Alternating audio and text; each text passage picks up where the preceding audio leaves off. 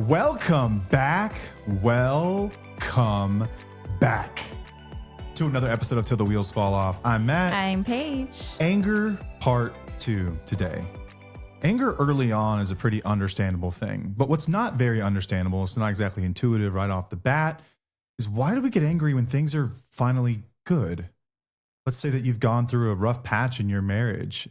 You feel really good, and then one day, it's like all this stuff kind of dawns on you. You start to kind of recalibrate the meaning of whatever it is that you just went through. You start to make sense of it a little more. And the result oftentimes is anger.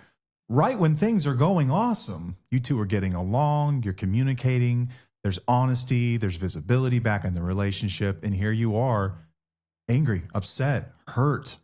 Why is that? And what do you do with it? Where is it coming from?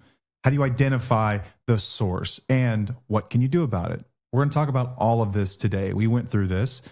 Like most things we talk about here, we've got firsthand experience with this. Paige, I know that this is one that you really want to get right.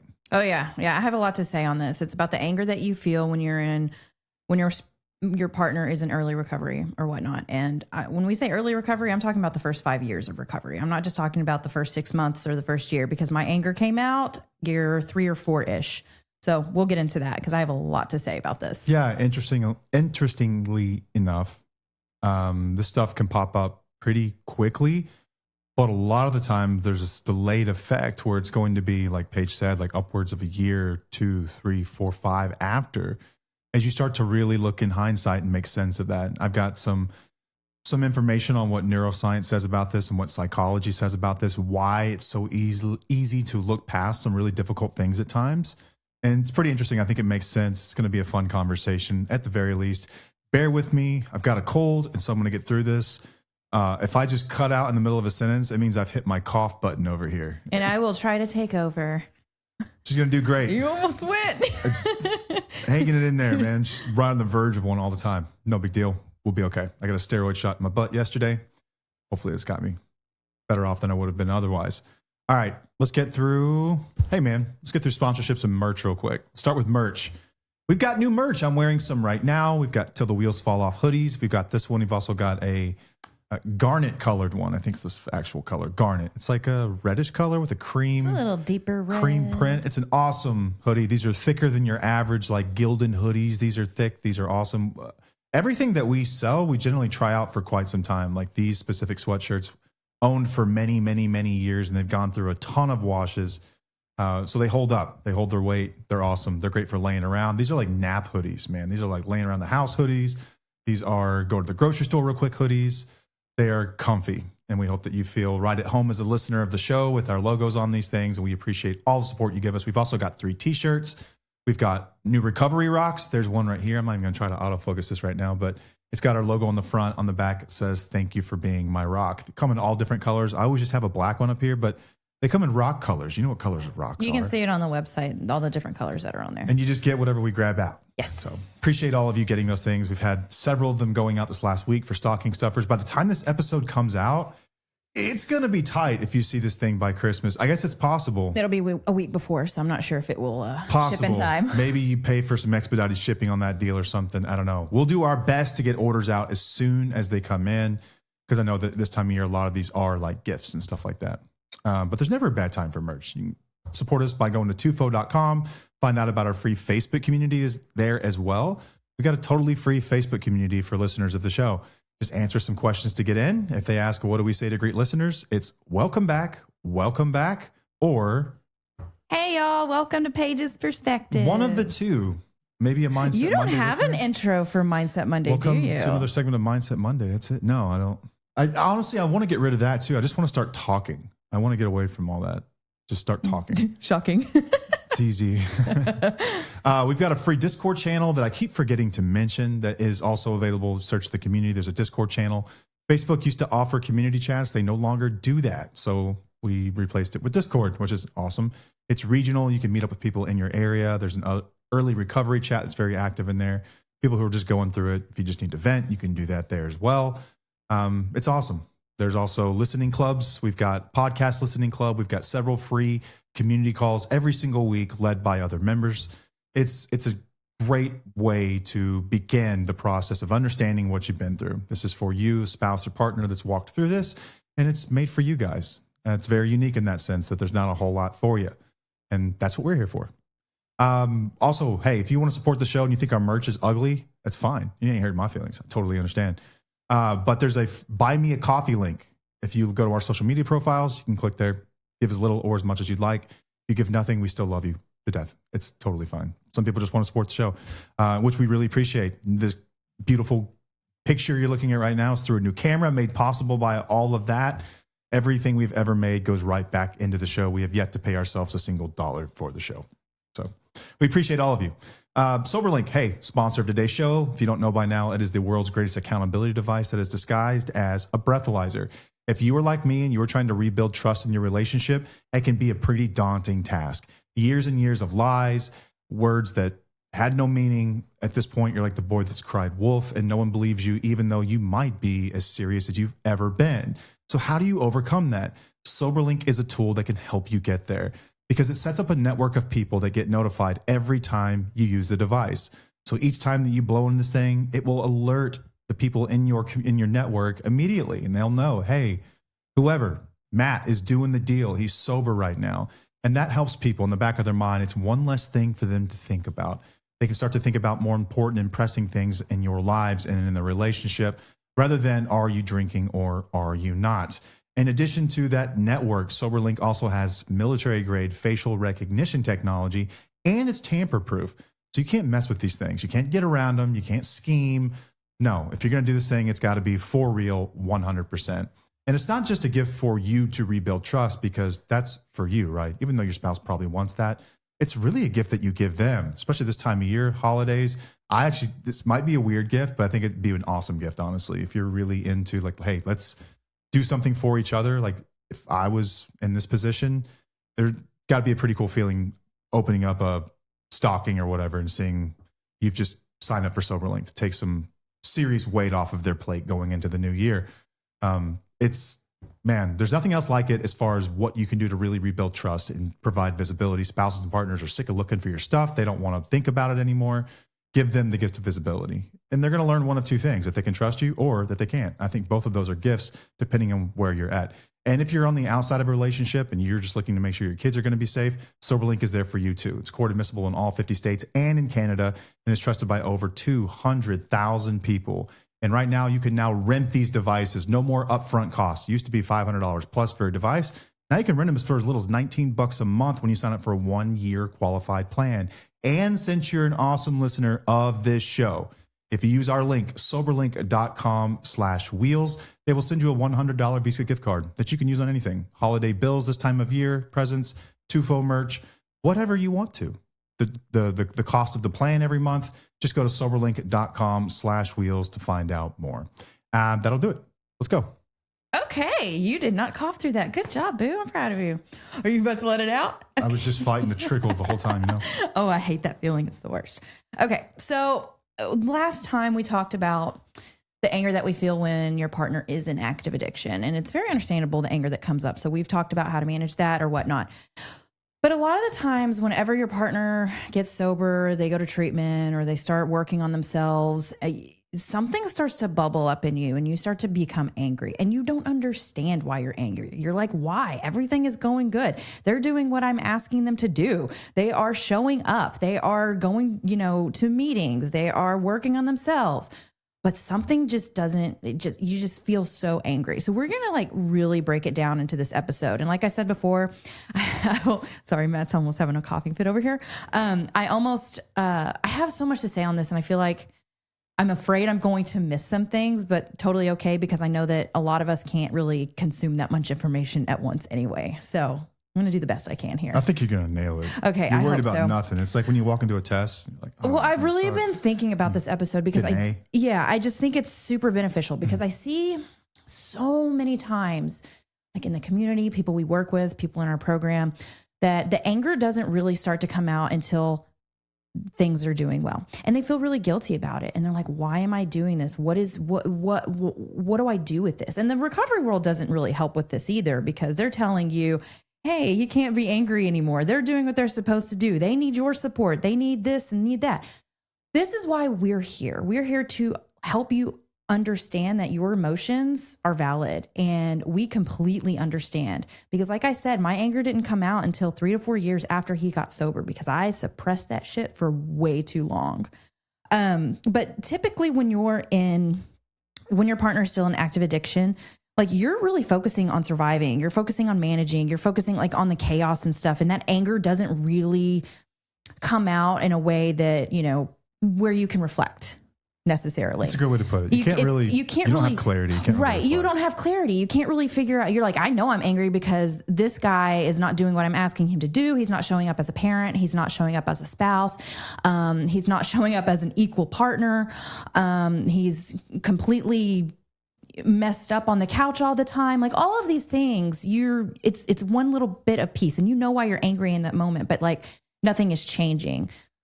But now, you just cannot, whenever they start to get better, you're starting to see things a little bit more clearly. So you're really able to see what's been going on, and you can feel that anger deeper than you could before.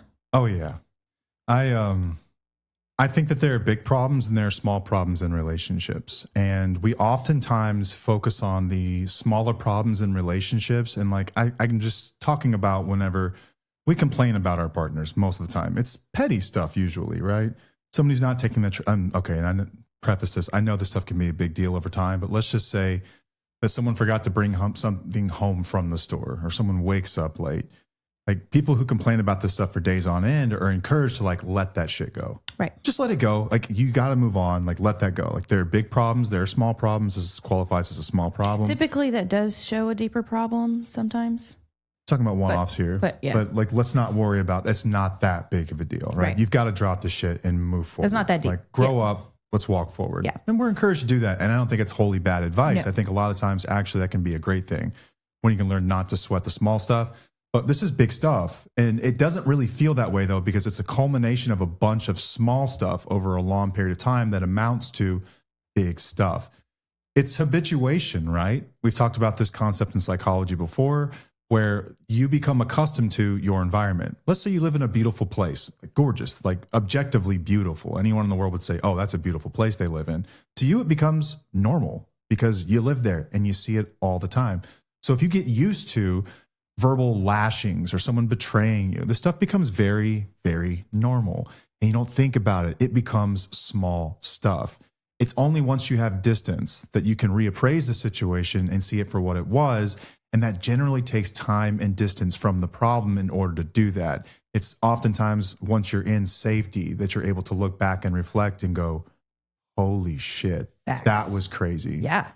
Yeah. I mean, I did not start to really acknowledge the things that happened until many years later. Same. And even with you, it's the same thing. It's like, oh, wow, because we normalize it. Like you said, that's how our life was. Like the lies were normal. The not coming home during, like being gone for multiple hours at a time, or taking money out of the account all the time. Like I normalized that in a way. It was just like, okay, this is just my reality. Being backed into a corner where you've caught someone lying, but you don't want to press, because if you do, you know that you're going to have to face the fact that they're lying to you, and you really just don't have the time to F with it because you've got kids to raise and a bunch of other stuff going on. So you just stop. You did that a lot too. I did. It's Absolutely. Like you would stop right before we got to the point where it's like, okay, plausible deniability at this point. I've got things to do. Right. But I know what you're up to. Right. That kind of stuff all the time. Yeah. But now that we've been out of it for so long, I look back and I'm like, whoa, dude, like that is not a healthy way of living. I wouldn't want that to be the life for my kids. Like I wouldn't want you to be that type of parent to our kids. I wouldn't want to be that type of parent to our kids, because I would have been a mess too. So there's a little anger that comes out whenever you think back on those times of just like, this is not normal. This is not healthy. This is not okay. But you don't realize that until, well, I didn't realize that until you started to really start to acknowledge what had been done, because there were things that I didn't even know about, obviously, because you lied so much. Right. So then when he became sober and he started working on himself, and then he started taking accountability and he started discussing it, and we started rebuilding our relationship, these things would come to light. And I'm like, whoa, like I'm kind of angry about that. I'm angry that A, I didn't know about it. B, maybe I did know about it and I didn't do anything about it. Like there was something that I tolerated. Or C, it's just like, where are we now? Like it makes you not question what you're doing right now because you've obviously, worked really hard to rebuild that trust. But it still makes you, this is why the lies are so damaging to a partner. This is the assumptive reality, right? Like we had Dr. Jake Porter on. It was my favorite episodes we ever did. We've released it twice now. We need to have him on again. He's got a new book coming out soon, but he says that what happened to you is nowhere near as important as the story that you tell yourself about what happened to you. As new information comes to light and you get that distance, the story changes a bit, and it literally breaks your assumptive reality of what your relationship has been or who this person is. I think a lot of the times the anger is also, it's sort of twofold. You're mad at them, of course. She would be mad at me because I betrayed her. I lied and I pretend like I get away with it, which means that I treated her like an idiot. And then there's also anger with yourself for tolerating it. As you look back and go, I did what? I let them get away with what? Treat me how? I ignored the red flags, you know. But again, you were really good at what you did. Yeah, man. For everyone that's like, how could you? Like, we're really good at what we do. Like, we're professional liars. Yeah. Like, you have to be. Like, addiction and lying go hand in hand. You can't, unless, I don't know. Maybe there's someone out there that's just completely open about it and like, this is what it is, and this is me, and it's all out there in the open. But that's generally not the way it works. There's always a level of deceit serving the addiction. Yeah. Okay, so I kind of want to talk about the different reasons why spouses might be angry whenever their partner becomes sober. So we're going to kind of start back there because there are a lot of different reasons. And a lot of the times we don't even know why we're angry. Some of us do know why we're angry because you're like, oh, wow, again, shit's really come to light and I'm recognizing this. But I really want to break down all the other different ways that people could be angry. So whenever your partner becomes sober, they're in recovery and stuff, things are going to start coming to the surface because you're going to feel safer. It's going to feel a little bit like, oh, wow, my body's feeling like things are feeling a little bit better. So now that old anger that you might have suppressed during active addiction is going to come to surface. And this is going to show up being irritable. You're going to feel heavy. You're going to constantly feel on edge, like something's just wrong and you can't really pinpoint exactly what it is or why I'm angry. Sometimes it's not even like a clear thing during that day that happened that really makes you angry. Like typically whenever you get angry in a healthy environment, like you can pinpoint exactly what it is. It's like, okay, my kids left their shoe on the ground or whatever, my shoes. I'm angry about that. I'm upset. That's not, you can pinpoint that, you can correct it, you can move on.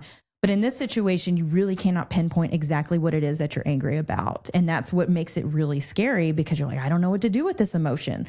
Everything's okay. Why do I suddenly feel angry? And then sometimes it's going to create the guilt because you feel like nothing is wrong now. You're like, but there's nothing wrong. Why am I feeling guilty for feeling angry? This is because there's like there's emotions that are buried. So we've talked about emotions buried alive, never die. It will come back to haunt you if you're not going to deal with it.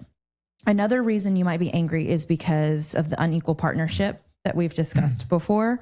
Recovery, especially early recovery, demands focus from you. Like you have to focus on yourself. You become selfish. I did that in air quotes, but we feel like it's selfish because we've talked about how early recovery is, selfish because you do have to really work on yourself. And it requires structure and your energy. Like you're having to pour all of your stuff into that recovery. And again, we're kind of left to the side. So that's another reason some of us get angry. That was one of mine that I had whenever we were in early recovery. I don't think I expressed it to you. Did I? So often it would come up, but you kind of tiptoed around it.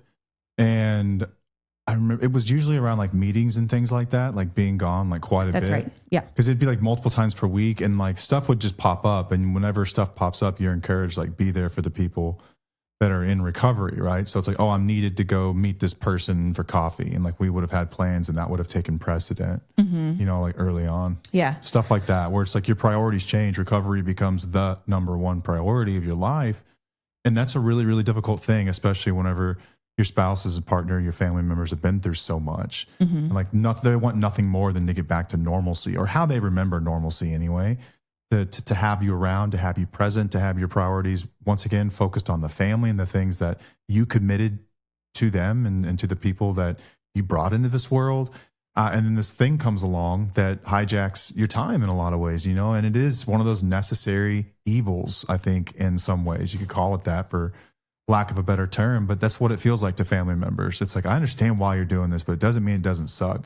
And those are tough conversations to have, especially with people early on, because for them, it's helping and they feel that it's helping them. And even the family members can acknowledge like it's helping, but we can also hold two thoughts at once and say like, yeah, it's helping, but this sucks. Like it doesn't, it's better, but it's not, you know, in that regard. I think that's really important to acknowledge here is that we can have two thoughts at once. We can have two feelings at once. But we're so wired or conditioned to think in, you know, black and white, thinking it's one or the other, instead of like, you know what, I'm grateful that you're working on yourself, but also I'm feeling a little, you know, alone. I'm feeling like you're taking time away from the family and from myself and from us to actually like communicate and be there for each other, like what we want a relationship to be. And I think that it's important to be able to have both of those thoughts and be okay with having both of those thoughts. I'm giving you permission to have those thoughts, you know, instead of like, it doesn't have to be one or the other. Yeah. What sucks is whenever your spouse who's in recovery isn't on board with that same idea, because what I know that a lot of people do, and I think I probably did to some degree too, was like insist that like, no, we have to both be on board with all of this 100%. You got to be as enthusiastic as me on this. I need your support.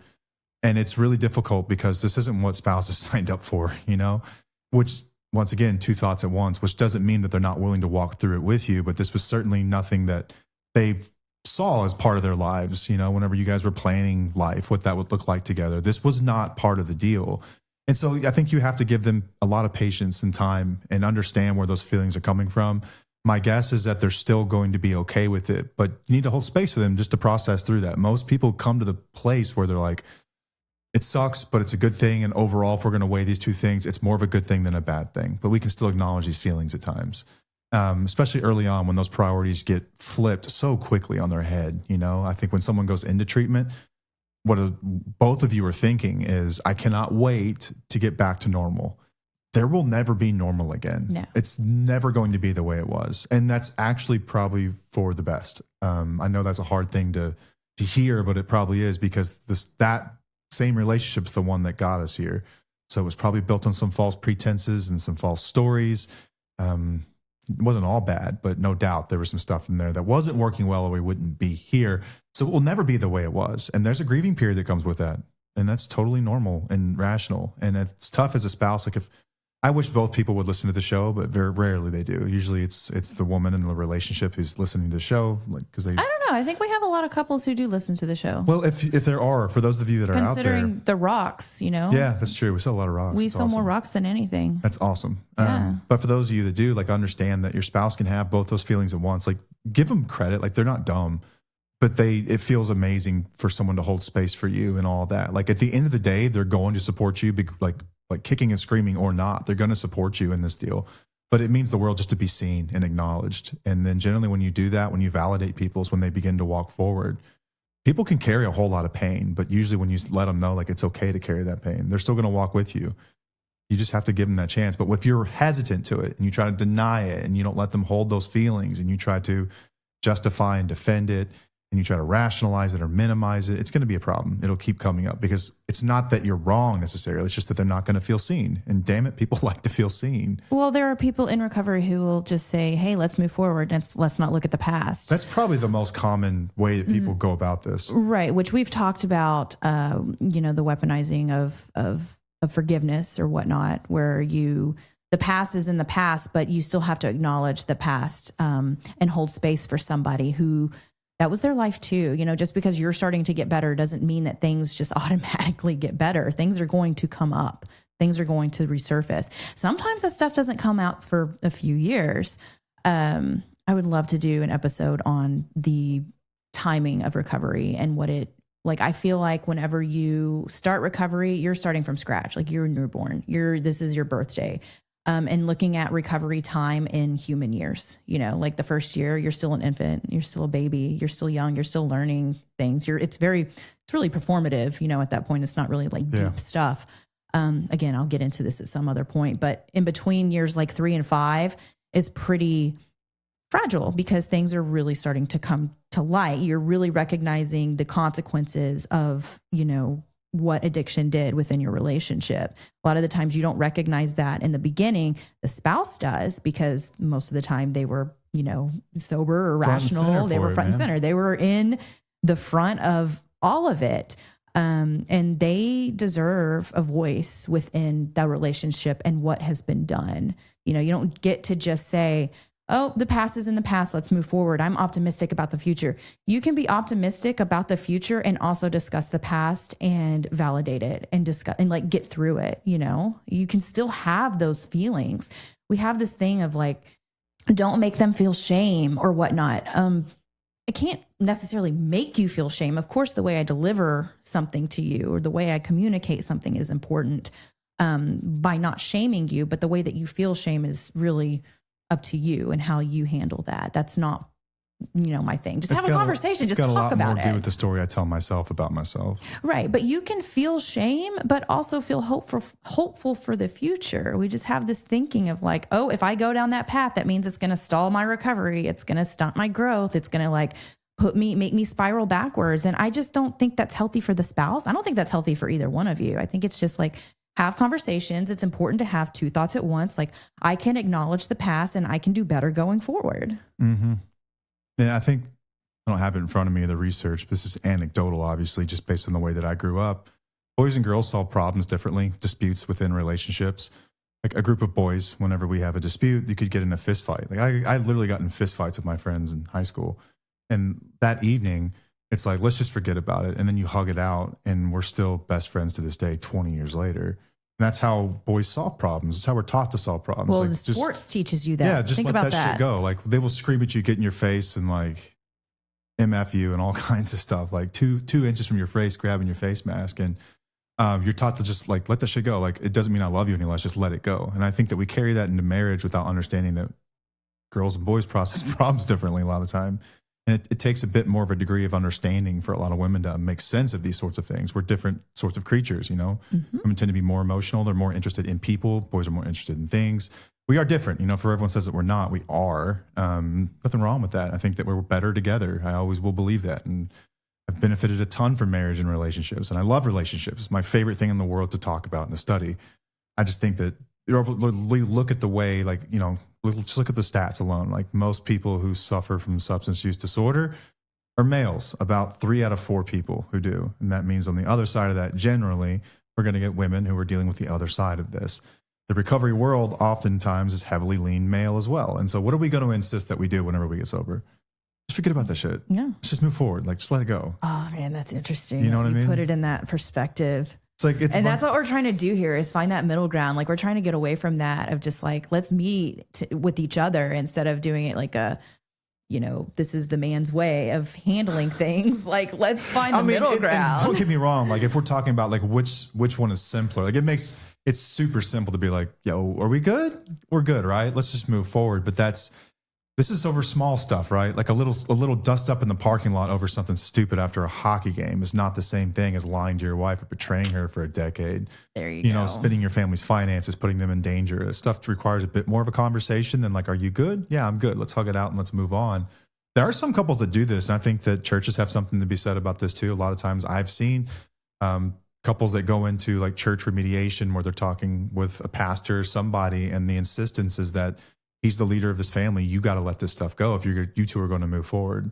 And that's not for everyone. I hope that people have had different experiences than that. That's one I hear about a lot. Once again, anecdotal, my experience here, but it pops up a lot where it's oftentimes, it's just insisted that we just diminish this and let's just move forward. Let's focus on the future, which isn't the worst idea in the world because there are some things that you are never going to be able to change, know enough about them, know all the whys in the entire world. But I think from my perspective, it's super important to help you reconstruct your narrative with as much truth and honesty as possible. Yeah. I mean, because we have to learn how to trust ourselves again. Like that's the whole purpose of any of this. And if you're still telling us, put the past in the past or whatnot, that's almost just like continuing the betrayal process because you're not allowing us to have those feelings of whatever it is that we're feeling based on our experience. Mm-hmm. So I just think there's a really decent way to bring it in the middle to where it's like, okay, yeah, the past is in the past, but how are we going to move forward? And that's okay. Let's still discuss it and allow space for you to process and feel how you need to feel. Yeah. If you become defensive because of it, it's going to make us feel even more guilty, or it's going to, it's like, you're not allowing us to feel how we need to feel, but we always allow you to feel how you need to feel. Mm-hmm. So it's a one-way street, ain't it? Yeah. So another way of that we feel anger is a delayed betrayal awareness. So a lot of the times when you're in it, you can't name the betrayal. You don't know really what's going on because you're still kind of like in survival mode. Like I said, you're just trying to like just get through the day. And we also don't want to call it betrayal. Like it took me a long time to call it betrayal. The fact that he lied to me for a long period of time, like I didn't accept that for years after sobriety. While we were in it, there's no way that I could have seen it for what it was. It wasn't ready, or I just couldn't, I don't think my body was going to allow me to do that. But like we said, sometimes the clarity just comes later. And again, it can be sometimes years later. And then once you name it and you recognize, oh, wow, damn, that's really what's been happening, that anger might get worse because then you're really looking at the past of like, Matt, I think recently you discussed an experience during Christmas where you took our daughter to a drug dealer's house. Yeah. And then you said that going to your mom's house was like a front. You really didn't care to go there. You just wanted to go get drugs. That didn't come out for a while, I don't think. I don't remember when you first admitted to me that happened. I talked about that the first time I did amends, I believe. Was it? Okay. I guess because it was so fresh and so new. But whenever he did his amends, I was just like, all right, cool, whatever, let's move on. But deep down, I was like kind of angry about that. And then I would suppress it. I would just be like, all right, that's in the past. Let's move on. But again, it came out years later and I would still hear it. And I'm just like, wow, like you really did a good job at lying to me. Like our relationship was almost not real at that point, like my reality was completely distorted.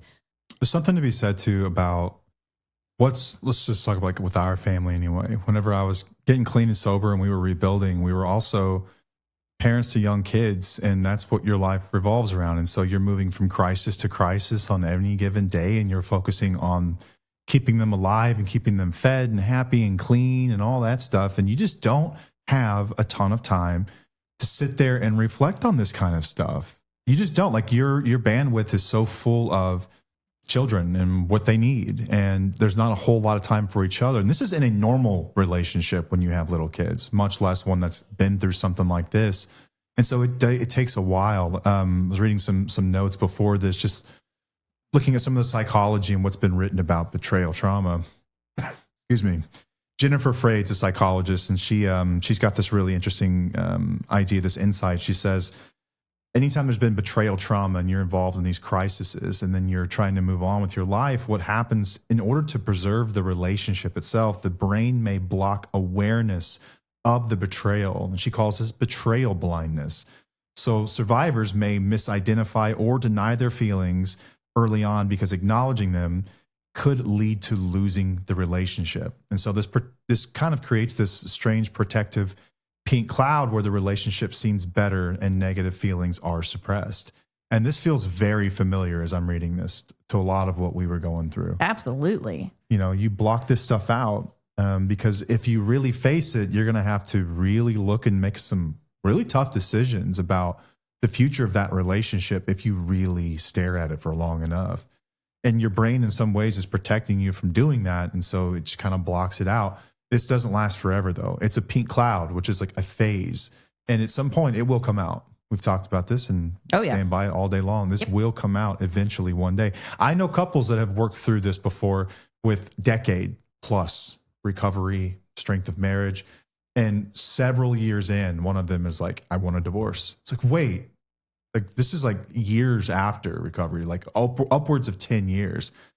And like, that's at the point where they came to terms with everything. And it's like, I can't, man. I've been trying to fake it till I make it. I've been trying to get better. I'm trying to work on myself, but like, I'm broken. I can't fucking do this.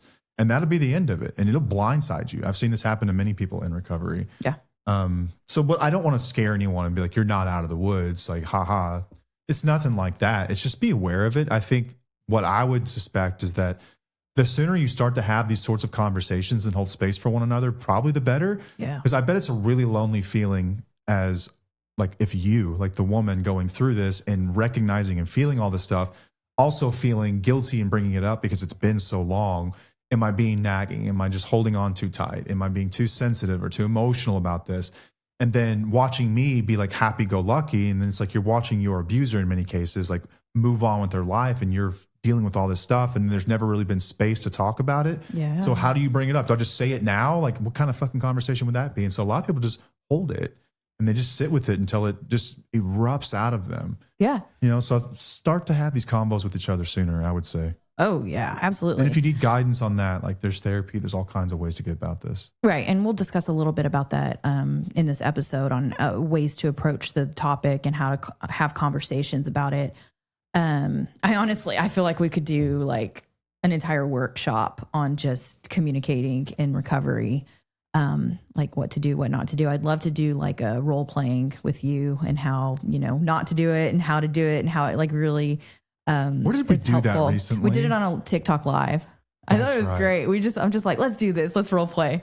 And I think that we nailed it in a way. It was about triggers, because triggers are going to come up within your relationships, even years after. And like Matt said, this isn't to scare people, right? This isn't to like, let you know, like, oh, shit's going to suck, it's just based on experience. And what we want to do is help people, like he said, acknowledge it sooner and have these conversations in healthy ways, because you have to rebuild your relationship. Again, it's okay to be done too, like at some point. But I think that our goal has been recover separately, but together, have conversations about what you're both going through in a healthy way. So did you want to say anything else about betrayal, or do you want me to go on to the next thing? Roll it. Okay. The next thing you might be angry about, and I've brought this up just a little bit, is just the emotional debt that you feel. So like years of holding everything together. Whenever things start to calm down a little bit, you're like, oh my God, I actually held so much shit together all by myself. I was doing so much without any help. That's going to make anybody feel angry, especially when they start to, really take care of themselves. You might look at it as like you said, wow, they're doing so well. And look at me, I'm just not doing great, because you're recognizing the things that you've done within the active addiction period of your life. Whenever you were protecting the kids, you were managing the fallout, you actually suppressed your emotions. You were staying quiet because you knew that any time that you would bring something up, it would not be resolved. That's going to come out eventually. The anger at this point is going to tell you that you carried like too much alone, and you're going to feel lonely, and you're going to feel that anger just really come up because of the things that you went through during that time period. And I think a lot of people recognize this earlier in recovery than I did personally. I didn't recognize that until later on. Like I said, I was just we had the little kids, we were doing that. Life was moving on. I was trying to move on from that too. But then the anger just came out later on. You remember like getting mad at yourself for feeling really guilty for feeling this way whenever things were going really well? Absolutely. I remember, when I started, we're actually about to get into my experience. So when I started feeling anger years after sobriety, and you were doing everything right, you were becoming a better parent, you were taking care of yourself, you were being honest, you were, showing up more. I'm like, why am I angry? I feel really guilty about this. I feel guilty about bringing this up, or I feel guilty for feeling this way in general, because I'm like, why? Why is this happening? This doesn't make any sense. And feeling guilty was like, okay, well, if he can move on, I should be able to move on too. But the reality is that I didn't deal with the wounds. I didn't work on myself. I didn't figure out where these emotions were coming from. I didn't have these conversations with you either, because honestly, I didn't know why I was so angry. I just knew I was angry. Mm-hmm. Yeah, there's like, it's strange to look at two different, it's like, I mean, you kind of break things up. I think we look at our lives too, as like there was before all this and then after all this. But in the beginning, it doesn't really feel that way because you don't have enough time after the fact to really separate the two. So in the beginning, it's strange because you're looking at your person and they're doing so well. And you're like, like things are great. Like you don't have that line in the sand to really say there was before and after. Once there's been enough time to look forward and you see what they were capable of all along and everything that you, I guess that you allowed in some ways, you know? And I don't mean to say that abused people are like, we're not victim blaming here, but I'm saying like after not allowed or tolerated. It's just what you were living in. Seeing all this stuff and seeing where now after the fact where you got more clarity and distance, where you could have held boundaries, you would have done things differently. And so you get upset with yourself, you get upset with them, and like it comes out. And it's really tough to look at all that and just sit there with it and be proud of that situation, the way it unfolded. Like, why the hell do we have, this is part of our lives. And it's so much more comfortable just to live in the now, the future, the present, because it's better than looking back. But the past tells the whole story, you know, and without recognizing the past, without acknowledging the past, and without honoring the past, like, there's a reason we study history in school. You are doomed to repeat it at some point, you know. In recovery, rent is due every day. I think that in betrayal, trauma, and marriage recovery, it's due every day as well. There's going to be some discussion about this at some point during every day that we have. It's not just because of the show. It could be a comment. Sometimes it's something funny, but this is acknowledgement of like what used to be. And I think it's important that you do that. In the beginning, no one really does that because it's such a taboo topic. You walk on eggshells around it. You don't want to really discuss it, but it's really tough to sit there and watch somebody like you're doing so well. And it's like, but I don't feel the greatest about all this still. And I can't really tell why, you know, because you just don't have enough time on the other side of it. Exactly. To really separate the two. Yeah, right. And then whenever I was angry, like the way it came out was just awful. I would wake up mad at the world, just angry at the world. And it always blew my mind. And how I you wake didn't up know mad. why. I know. And that was another reason for me to feel guilty, because you would always say something along the lines of like, you have nothing to be angry about. What are you angry about? Like, why are you waking up angry? And I would make people walk on eggshells. I was very miserable to be around, you know? And I was like, I don't know why I'm angry. And I could not figure it out. I just knew that it was coming out in ways that made me very uncomfortable. I was overwhelmed. I was like when I said I would wake up, I would just like slam stuff around, or I was just not fun to be around. I was miserable. I was a pain in the ass. I'm like, there's no reason for me to be angry. And this was delayed anger is pretty much like what it's called. Yeah. So that is what forced me. They call it delayed onset PTSD. Yeah. Depending on the severity of your situation. Right. So that's when I started working on myself. So that's when I knew, okay, something has to change, because Matt was like, if you don't get your shit together, then he set a boundary. Like, if you don't get this together, if you don't go get help, then, you know, I'm going to take the kids and run, basically. Really difficult conversation to have after what I'd done. But this is... It was necessary. Many years after the fact. And like, this is... You know, I can only imagine what it was like watching me around our kids when I was going through what I was going through, and how scary that must feel. And you want to protect your children. On the other side of it, when you know that you've broken this person to the point where they're doing the same kinds of stuff, where you're not caring for yourself, you haven't dealt with this anger and this resentment and you know, this depression, anxiety, all this stuff, and it's really, really tough to look at them and be like, this is actually not a healthy situation for me or for our children. Like, we're going to have a conversation around this. Like, you get help or else. You didn't know then, though, the cause of this. No, you didn't know. Neither did I. I suspected that I had something to do with it, but I wasn't sure to what degree. We didn't know. But this is why it's so important for us to work on ourselves, because it does come out in ways that are extremely uncomfortable. And that was my sign, like, to go to therapy. I became medicated for a short period of time. I started working on all of my self-care stuff. This is when I was like, all right, I'm going to do better. I'm going to get better. I'm going to, you know, work on some things. And obviously, and then it took like even some more time for us to even unravel that a lot of it had to do with being betrayed and lied to for a long period of time. When we talk about betrayal, we're not talking about infidelity. We're talking about just the lies, because that doesn't. Could be infidelity. It could be, obviously. Yes, it can be infidelity. It's just not that. There's also only that. I know a lot of guys are probably, if anyone's watching, they're probably like kicking the freaking coffee table right now. Like, what about her? What? Listen, people also show up in life and relationships not 100%. Everyone's got something. Everyone has something, you know. But I think what's important to recognize is that, like, I've talked to more guys that I can possibly count, and all they want to do is bitch about what their wife's talking about. she's nagging, she's controlling, she's this, she's that. And she's always been this way and everything else. I'm like, we all show up to relationships with different degrees of quote unquote perfection. No one's perfect though. No one gets there. We're oftentimes very short of that mark. What's important to recognize, I think, is that, yeah, sure, they show up. No one shows up perfect. But your part and where things are right now is not 0%. It's not 0%. So I know that I had compounded a lot of that stuff that was already there. Paige was anxious before we ever met. Call it anxiety or whatever else. We were, used to be scared of storms and a bunch of other things. And correct. A lot of stuff that people struggle with. Generalized anxiety disorder is going to be compounded by this stuff. I think it's important to recognize that. And if you can recognize that, then oftentimes you can quit the scoreboard game that a lot of people play. Mm-hmm. A lot of people play the scoreboard game. Will you do this? Will you do that? Will you just, it doesn't fucking matter. If you've got a part in it, you got a part in it. And you got to own it.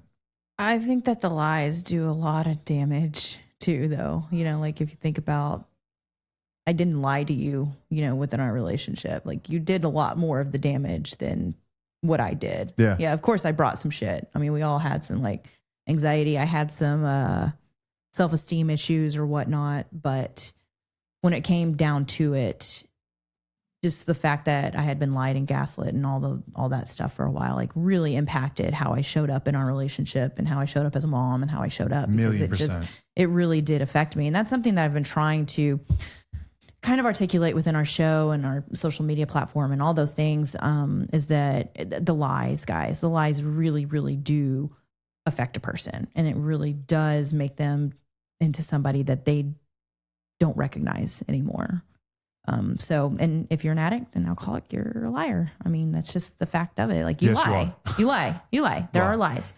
And fight me on that. Yeah. And it impacts this is your most important, relationship. You spend more time with each other throughout your entire life than you do anybody else in your life, more than your children, more than your parents, more than anybody, your spouse. So if you're lying to them continuously, it's going to definitely have an effect on them going forward and the way that they show up. Yep.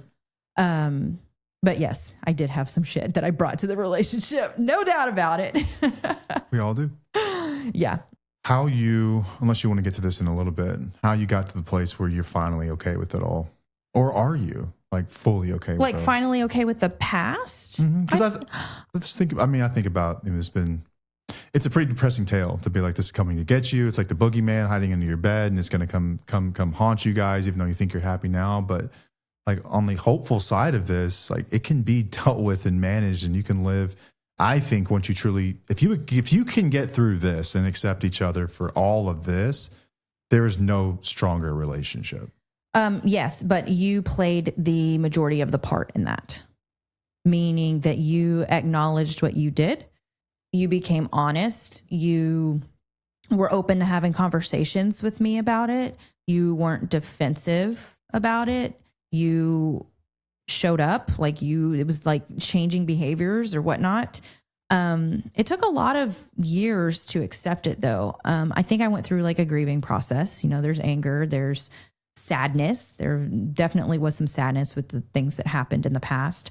And now I'm at the acceptance phase of just, this is what happened. But it no longer happens. It hasn't happened in a long, long time. You've definitely changed your behaviors.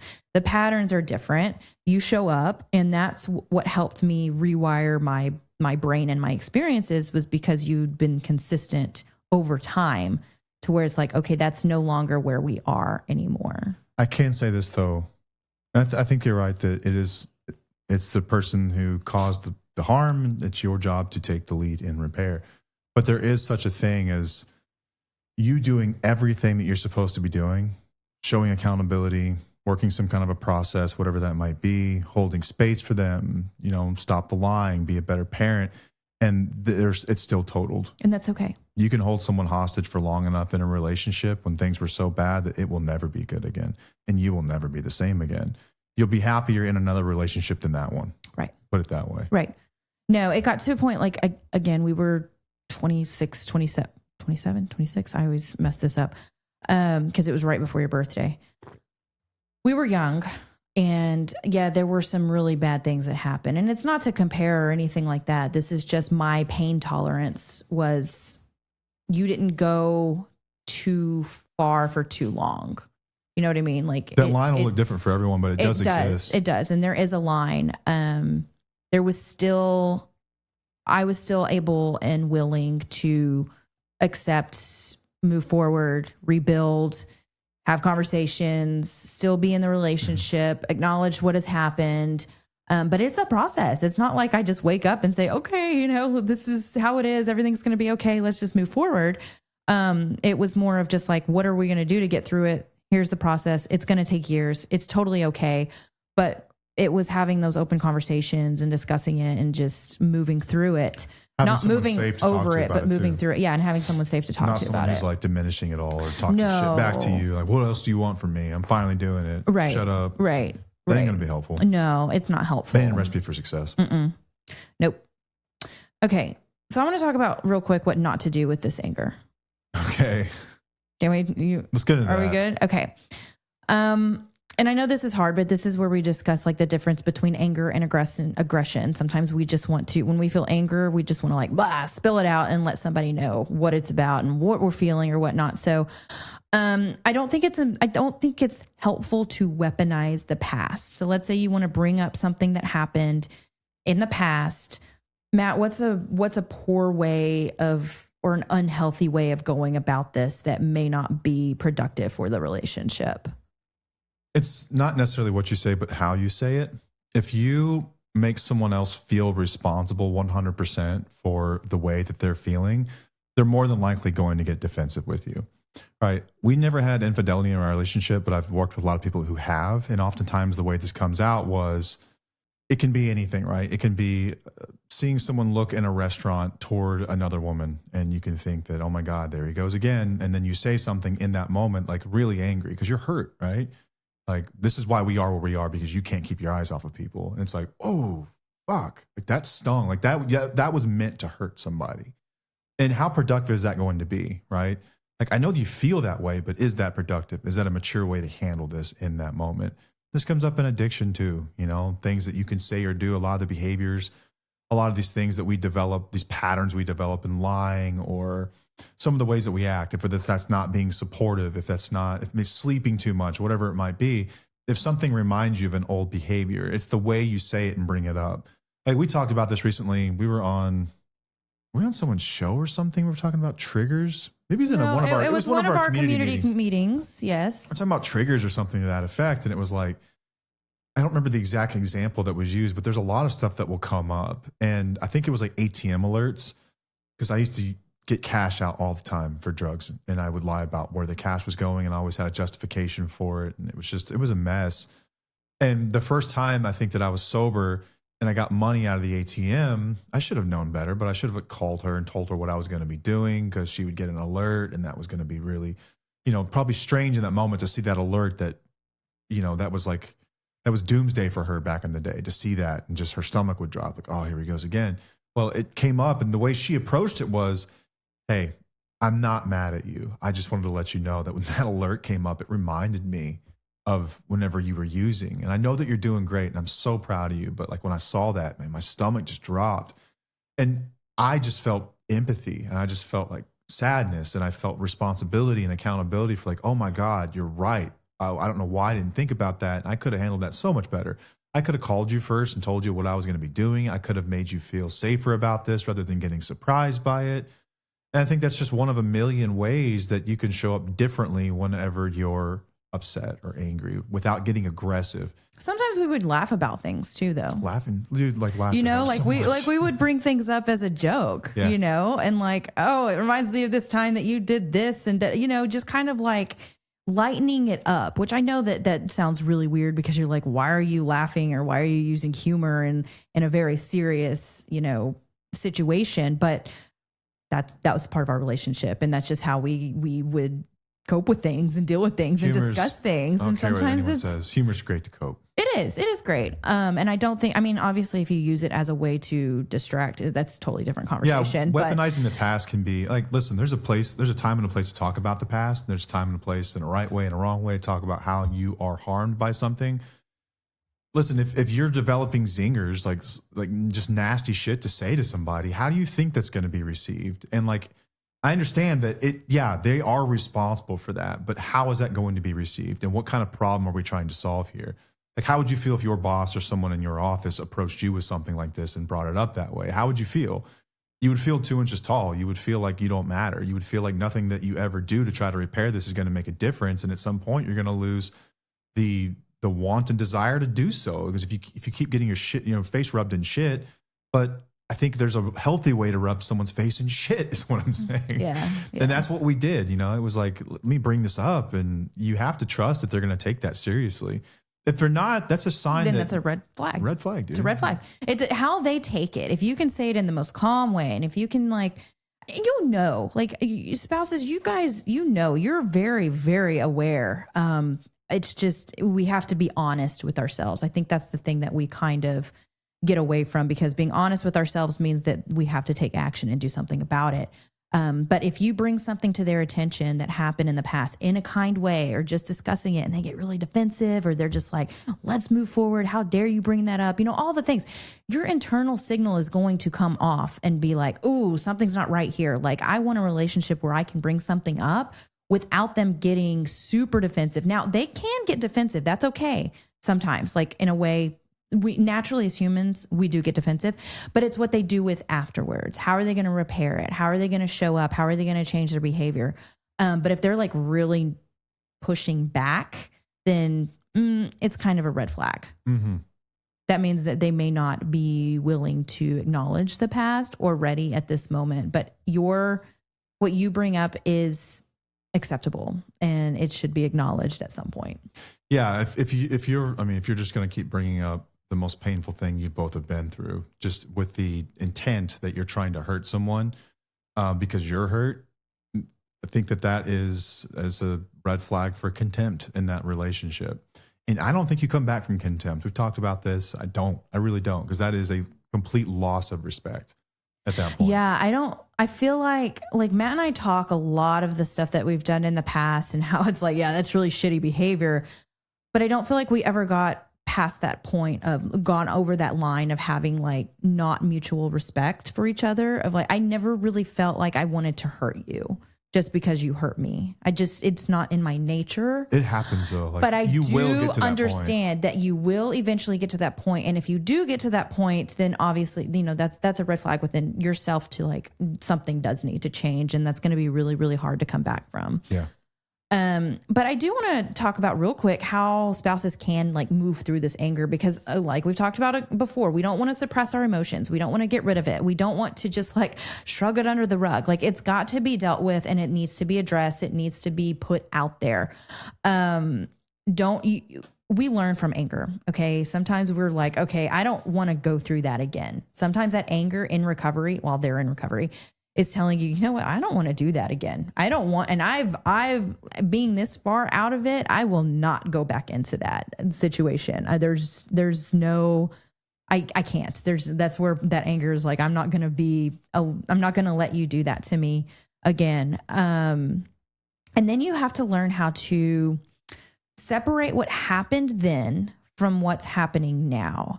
And I think that's a really hard thing for a lot of people to do, because like we've talked about in recovery, it's like a train, it stops, but then it just continues to pile up. Pulling something heavy on wheels. Yeah. Just because you stop pulling it doesn't mean it'll stop rolling, right? Right. It's got its own momentum. It'll keep rolling over you for quite some time. Yeah.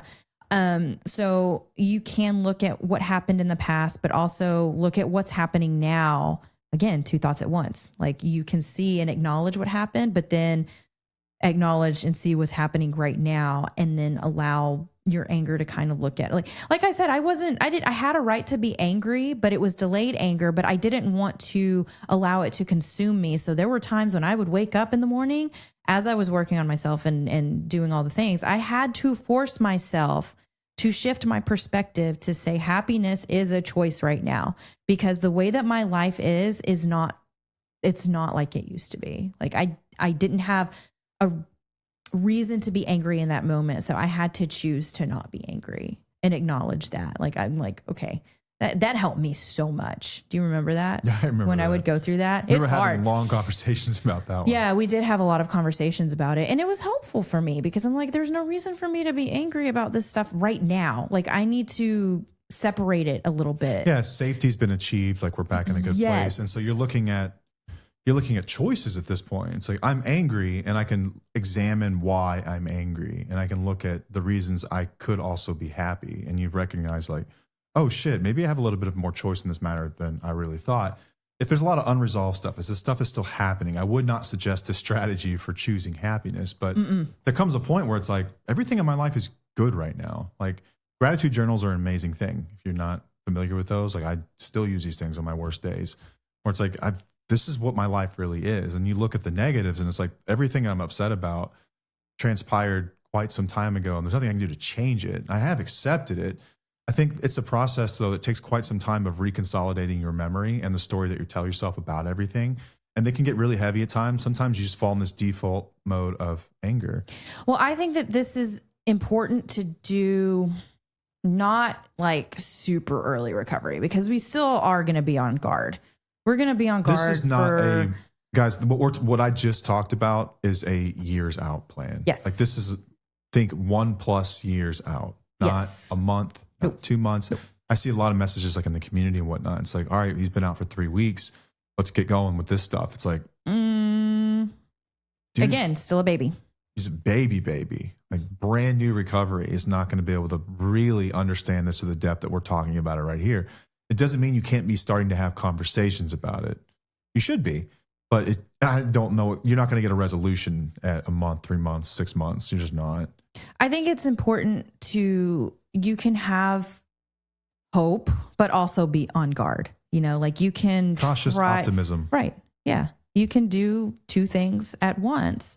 I'm not going to encourage you to just look at the positive things. I think they're important, but also sometimes that can cloud our judgment of what could happen. And we need to be prepared for that as well. You know, it's kind of like just doing all this stuff at once where we think that, oh, we just need to stay positive and everything will be okay.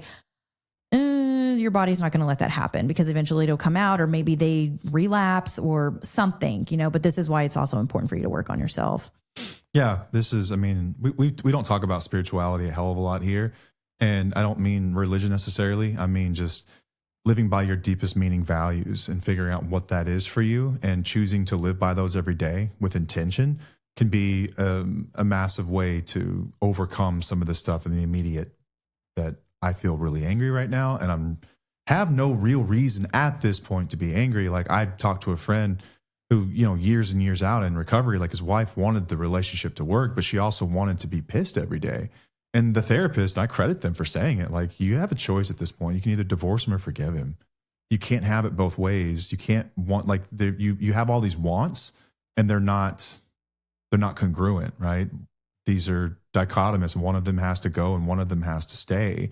And you get to make that choice. I'm not telling you what the choice should be for you, but you do have to make a choice here, because you can't keep doing this, right? This cycle, this anger, this reconciliation, this pink cloud, anger, reconciliation, pink cloud. You can't keep doing this over and over and over and expect to really move forward. Like, it's like that old saying, like, you can't walk in a circle and call it a journey. It wasn't a journey. You got back to where you started, right?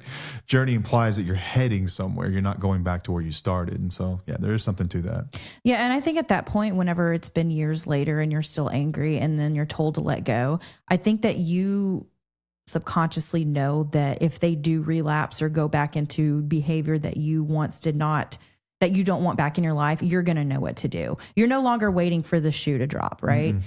I mean, you still want to be prepared, and it's like you let go of any possibility, but then you're like, okay, I'm in a safe place now. I know that I need to let go of whatever I've been holding on to, and know that if it happens again, I'm going to move forward and not go back into that again, because you have more clarity at that point. You have the right to change your mind. Like, reserve that. Absolutely. As new information comes to light. but it helps you not to like constantly be holding on to like, oh, the shoe's going to drop. You know, I'm so scared that things are going to go back. I'm so mad. I'm so angry. You know, if this happens again, I'm going to be really pissed. If you have a plan, if you're like, no, you know what, I'm going to let this go for now. And then if they F up again, I'm done. Then it's easier for you to just let it go and move forward. Yeah. Not necessarily let it go, but you kind of just let go of that anticipating bad things to happen again. And I do suspect that relationships are far more resilient than I think popular culture and social media would have you think. I think we look at the rates of divorce and the videos that go sensational, viral, and everything else over like these divorces. I see this stuff all the time on our algorithm. Like people who are leaving relationships for seemingly nothing. I think those are still on the tail end of a bell curve. Those are outliers. What I see typically, the vast majority of relationships are people who are willing to walk through some pain, and they're willing to sit with quite a bit of pain. And I wish things wouldn't have unfolded that way, but we're going to walk through it anyway. Like we made a commitment to one another. That's what I want to do. I find that more often than not. And so the reason I'm saying this is kind of prefacing what I'm going to get to next, which is that I know for a lot of men, it's really difficult to talk about this stuff and hold space and be accountable because they fear that in doing so, they're essentially signing their death certificate. It's like, if I talk to you about this stuff and what was going through my mind, it's just going to give you all the ammunition that you would need to leave me and to file and to get sole custody of the kids and all this stuff. And yeah, depending on what it is, I think that there could be a real fear for that, right? If you've been extremely abusive, if you've got like another family somewhere, if there's a lot of betrayal, like cheating, you know, that kind of stuff, like maybe that doesn't come back from that, right? But I think for some of the more typical stuff like we're talking about, lying, drug use, alcohol use, lying about your whereabouts and things like that, like that's stuff typically that relationships can get to the other side of. Yeah, but I feel like if you are holding back from taking accountability because you're afraid of what could happen within your relationship, I feel like that's another form of betrayal and manipulation. Well, it's lying by omission at best. Yeah. So you need to allow your other people to have their feelings around whatever it is that they feel. I agree. And my philosophy on this, and other people may disagree, was that come forward with everything and talk to your spouse about everything and let them be an adult and make decisions that are best for them. Let the cards fall as they may, however that works. Now, again, we didn't talk about everything in the beginning because we didn't know about everything in the beginning. It wasn't until later on that we actually started to discuss things in more depth about things that happened. No, we talked about events, but not the fallout of those things. Of what happened and how it affected me and our relationship in general. But I do think that a form of just saying the past is in the past and they're scared of saying anything because of what their spouse may do. That's not giving them autonomy. You know, that's not giving them the right to make decisions that are best for them. And any healthy relationship, you allow the other person to feel however they need to feel, to push forward or whatever it is they need to do. Just like when you got sober, it was like, okay, if she leaves and it is what it is, like you wouldn't want me to, but you're not going to hold back anything just because you want me to stick around. Like that's manipulative. No, if we were going to rebuild it, I wanted to make sure that it was rebuilt on something real. Honesty. And it's like, if she sticks with me through this, it will be because she knows all these things and still decided that it was worth it. And that will be something that we can both like spend the rest of our lives knowing is real. Yeah. And it won't be performative and it won't be selective memory or any of that stuff. And maybe it's a privileged take because we haven't been through a lot of the like intimacy betrayal that a lot of people have. I've been upfront, and so have you. Like, I don't think I could get through that. No, I don't. I've never been through it. But that was one of our non-negotiables from the get-go. That's not something that I wouldn't go through that. Couples do. I know they do, and that's fine. Me personally, I couldn't get through that. I know that few years in time, I just don't think I could do that. I don't think you could either, because I felt like that would be the ultimate betrayal for me within our relationship. And obviously that makes us not the experts on advice there. No. Maybe there's a different way of going about that. Right. Maybe that does there come could with be some another degree podcast out there for y'all, but I don't. Yeah, maybe that does come with some degree of like, you have to just let it go and just move forward and just focus on the net. I don't know. I don't know either. I don't know. Check out Jake Porter's stuff, Dr. Jake Porter. He's got for sure. Great info on it. So if you are not starting to take care of yourself, even when they're in active addiction, like this stuff is going to come back out. It is going to, there is no bypass to this. Whenever they get sober or in recovery, a lot of the stuff is revealed. And your healing cannot wait just because of their timeline. There's a lot of people who come and go from our community, that their partner gets sober, they're in recovery, they leave the community because they feel as though they're good, everything's great, we're done. Graduated. It doesn't work that way. And I this is not to even shame anyone or anyone. This is what you are going through, and I completely understand why you feel that way. But the point of what we do is for you. It's for your healing. It's for you to get through whatever it is that you are needing to get through. This is why we created a program, because remember, my anger and my issues did not start coming out until about 4 years after he got sober. So sobriety or not, it doesn't matter. This is your experience. This is your story. You have things to heal from. So we have the Reclaiming You program. It used to be Independently Strong. We just switched it and rebranded it. I'm really excited about that. It's so pretty. I love the colors. But we help you get through all this stuff. We help you, get back into your values, set boundaries, communicate, take care of your mental, emotional, environmental, spiritual, physical selves, so that you can, start living a life that aligns with your values and who you want to be. And it helps you become authentic. And it doesn't matter where your partner is on their recovery journey. Like, you have some things to recover from as well, or this is going to continue to pop up and keep coming up. So we hold space for you. That is what we're here for. That is what our program is for. We offer the weekly community call on Wednesday evenings with me and or Matt, depending on what's going on in our lives. Sometimes we can't be there, and we'll hold just an open meeting for all of you to communicate with each other, and help you feel less alone and get through whatever it is you're getting through, because we deserve space for us as well, because this is a very complicated life to navigate. So we help you through that. And this is why we created that, is because of the fact that my stuff didn't come out until later on. And we recognized that we have some healing to do as well, no matter where your partner is on their recovery journey. Even people who have been out of the relationship for a long time, we don't deal with the things that got us to, where we are. It's going to come out in other very uncomfortable ways, either in future relationships or with our children or with friends, family, whatever. It's really just personal development. We help you with some life skills. Yeah. And you can go to twfo.com to get you to that program. Yeah. It'll help you reconsolidate all of this stuff, mindfulness techniques. It's based on social learning theory as well, built it with a licensed therapist. It's legit. And it's, one of the number one things we hear from people is generally like, I don't know who I am anymore. It's values-based living, and it's learning how to find yourself again and what you really stand for, and how to surround yourself with people who are, listen, like at the end of the day, like you're either in it or you're out. When it comes to being in a relationship with someone, we generally latch onto them because we share similar values.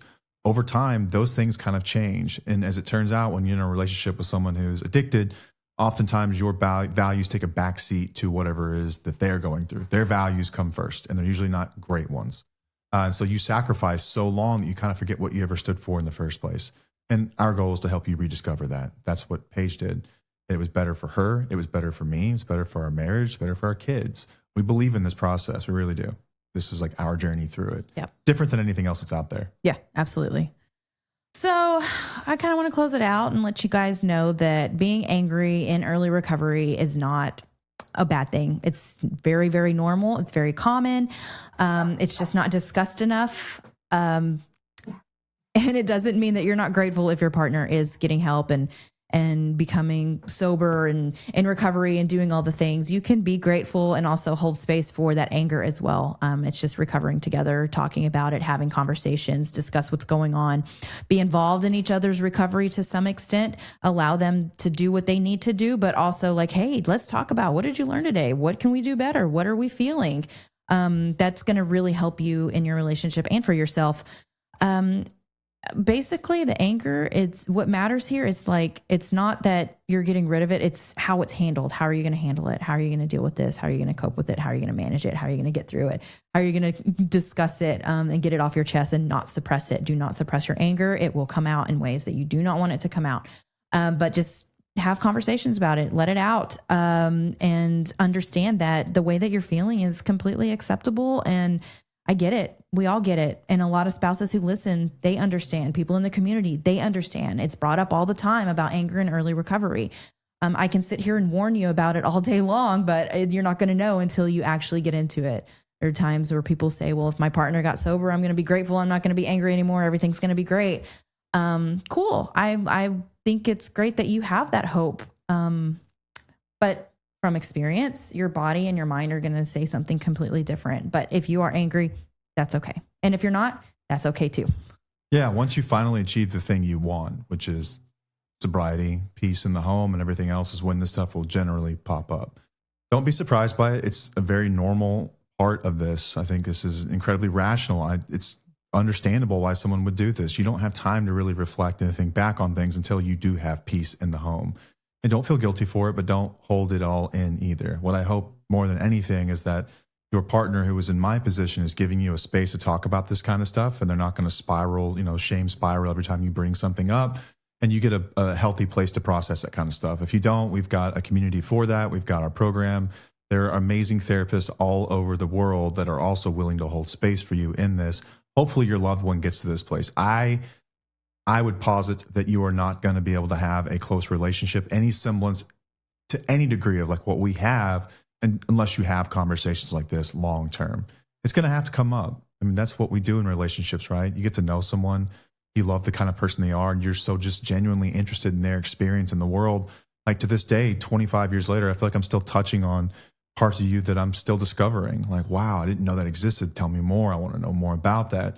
And sometimes that means that we're going to be talking about things that I had done, lessons that she had, really tough lessons she had learned because of me and because of the way that I was. And you have to be able to separate yourself from that lesson that they learned. If they had that big of a problem, they wouldn't be standing in front of you talking about it. So save me this shame shit. Like, they're there, okay? Hold space for them.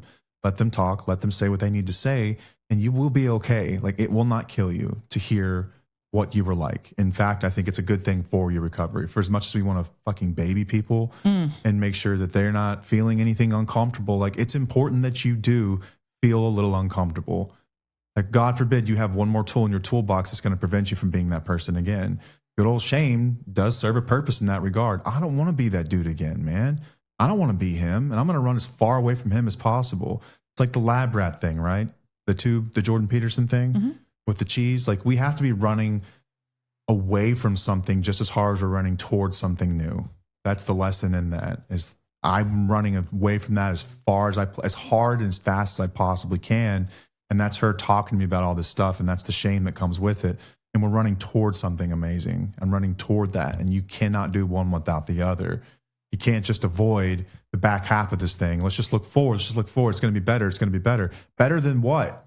What's it better than? We haven't even discussed it, right? Haven't got a chance to say my piece here. Justice requires that the betrayed partner sets the terms for reentry in a relationship. And that is going to involve some degree of discussing the truth about what happened. And that's only right. It's your job to suck it up and deal with it. It's not that big of a deal. For as much as you want to make it one, it's going to be okay, most likely.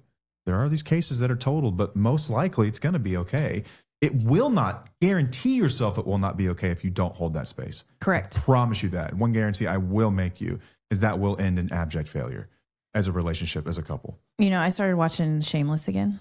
Oh, wow. So it's just interesting that we bring up shame, because Shameless is, it's a deep, dark show. Yeah. A lot of themes of addiction. And the whole thing is like, there's no shame. They don't have shame. So he continues to do the same thing over and over again, harming the people around them. Shame is an important emotion for change. It is.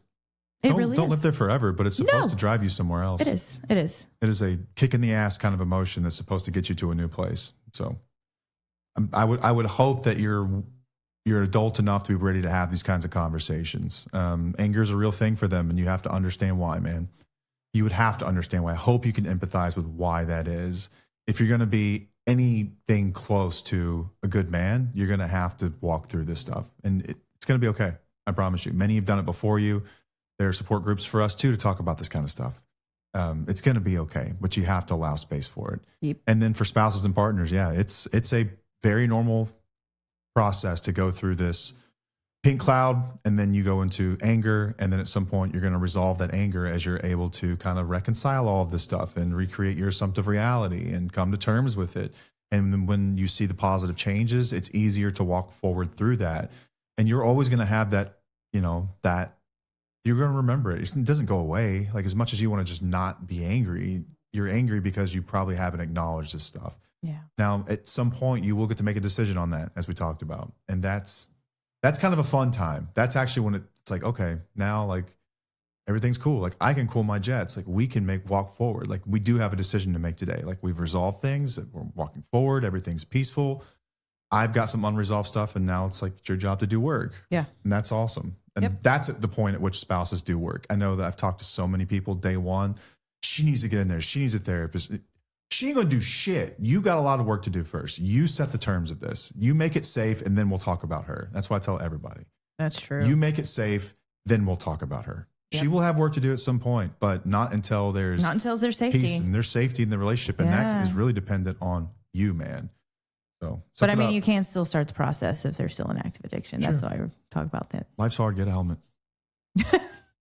So true. That's all we've got. Yes. Appreciate you all. Appreciate all your support going through the holiday season here. Wishing you all. Actually, is this the last one before? Are we going to do one? Christmas is on a Thursday, right? There's a Christmas. The Wednesday, Christmas Eve. We will not have one then, but we will probably release one New Year's Eve. We're thinking about having a fun one too, sort of at the end of the year. Yeah, but we have a third one, a series for this. I just want to tell them about the one that we're talking about with Freights. Okay. Tufo After Dark. We've talked about this. A lot of times at the end of the year, we do a reflection episode. We'd like to do that, as we usually do. But on top of that, we'd like to take you guys behind the scenes a little bit, which is kind of fun. We can release this on a different day. Yeah, to see what goes into it. But we're kind of playing this in the background. We don't get super personal about like what life is like in our lives today and everything else. It's a lot of times it's focused around the content. But I think it's going to be kind of fun to look into this. It'd be more of a fun, lighthearted episode. I'm looking forward to it. Ooh, somebody requested that we talk about like what we learned or whatnot over there. Is that what it was? Yeah, I think that'll be interesting. It'll be a fun conversation to have. It will. Yeah, it'll be a third person on too. We don't have a lot of guests. We've got some planned for the coming year. So stay tuned with us, guys. Like it's growing. It's getting better. It's holiday season, so we're slowing down a little bit. We do appreciate your patience through it, like truly. It's been a joy for us. Hopefully you're still getting something from the content. As busy as you guys are, I know it's hard to keep up this time of year anyway. Like someone even thanked us, like, thank you for not releasing too much because I feel backlogged and guilty because I'm missing all this stuff because there's just, my routine is broken, It's part of it. But we appreciate you guys sticking around, all the support you've given us for all the orders and everything. We appreciate you guys. We love you. Yeah, thank you. That's all we've got. Until next time, I'm Matt. I'm Paige. We'll see you. Bye.